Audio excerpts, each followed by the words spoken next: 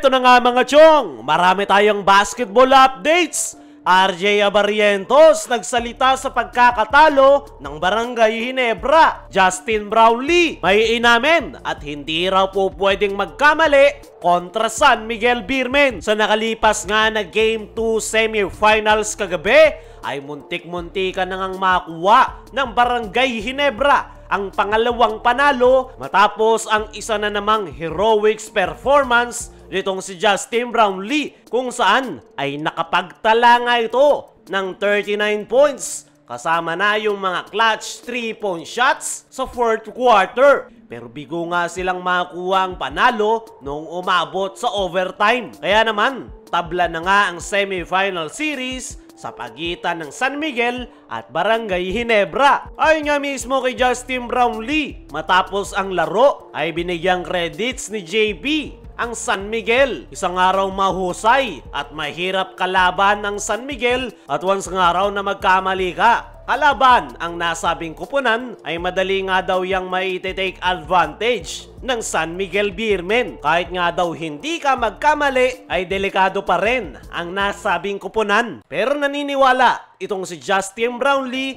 na kaya nilang maikorek yung kanilang mga naging pagkakamali sa kanilang team practice. Dahil wala nga raw espasyo ang mga pagkakamali ngayong semifinals, lalo na't San Miguel ang kanilang kalaban. Yung mga nakitang problema nga nitong si Justin Brownlee, kaya bigo silang makuha yung panalo, ay masyadong nga raw silang nagbigay ng napakaraming offensive rebound para sa San Miguel Beermen at maraming nga raw second chance points na naitala ang nasabing kupunan. Dagdag pa nitong si Justin Brownlee ay tsansa na raw sana nila na makuha yung pangalawang panalo dahil sa kanilang massive run noong fourth quarter, pero bigla nga raw nawala matapos uminit yung San Miguel sa overtime. Pero kahit na ganon ay kumbiyansa pa rin itong si Justin Brownlee sa kanilang kakayanan ngayong semifinal series. Nakakatabla pa nga lang daw ang San Miguel Beermen, kaya naman kinakailangan nga raw nilang manatiling positibo at wala nga raw dahilan para bumaba yung kanilang moral. Para sa akin mga chong ay napakaganda ng ipinakitang performance nitong si Justin Brownlee dahil muntik-muntikan na naman niyang maisalba ang kanyang koponan. Pero mayroon lang tayong mga nakitang problema kay JB noong first half, lalong-lalo na sa first quarter kung saan ay nag-struggle ito na makuha ang kanyang laro. Kung maaga lang nakuha ni Brownlee ang kanyang rhythm sa paglalaro ay panigurado, iba siguro yung naging resulta ng laro. Pero kahit na ganoon ay tanggap naman ni Justin Brownlee yung pagkakatalo ng kanilang koponan, kung saan pinuri nga nito ang San Miguel Beermen na isa sa pinakamahusay na koponan sa PBA.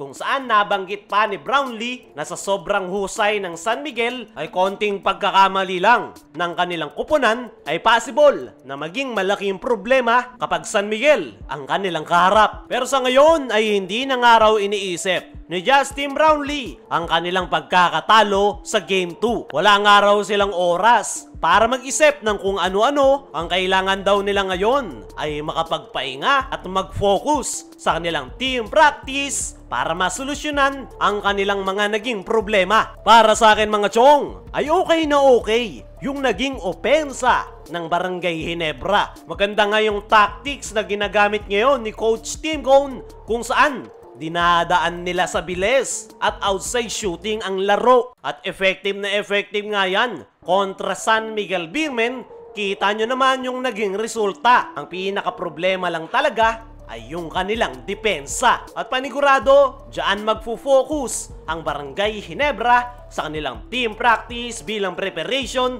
sa darating na Game 3. Dumako naman tayo dito sa kabilang balita. RJ Abarrientos nagsalita sa pagkakatalo ng Barangay Ginebra. Isa nga si RJ Abarrientos sa mga player ni Coach Tim na hindi naging maganda ang ipinakitang performance sa nakalipas na Game 2. At ayon nga sa naging latest interview sa Barangay Ginebra rookie ay marami pa nga daw siyang kinakailangang matutunan. Kagaya na lang noong Game 2 na kailangan niya nga raw kumalma. I-evaluate niya nga raw yung kanyang sarili at mag-move on at bumawi para sa kanyang koponan. Aminado nga itong si RJ Abarrientos na hindi naging maganda yung kanyang performance, pero gusto nga nitong bumawi para sa kanyang koponan, lalong-lalo na sa Barangay Ginebra fans. So ngayon ay ginagawa niya nga raw ang kanyang role as a rookie.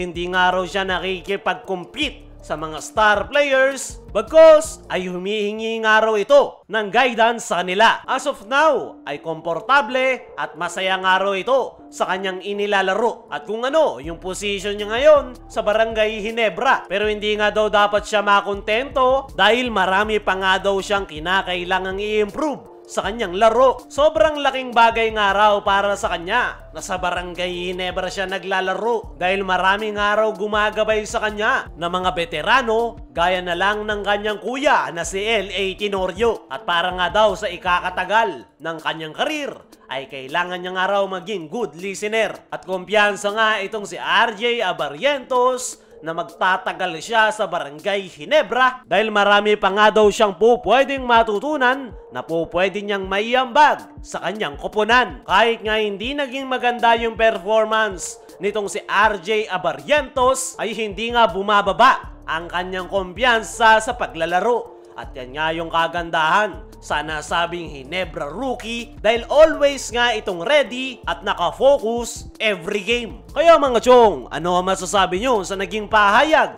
nitong si RJ Abarrientos? Pati na rin sa pag-amin ni Justin Brownlee sa kanilang pagkakatalo. I-comment mo lang dyan sa ibaba.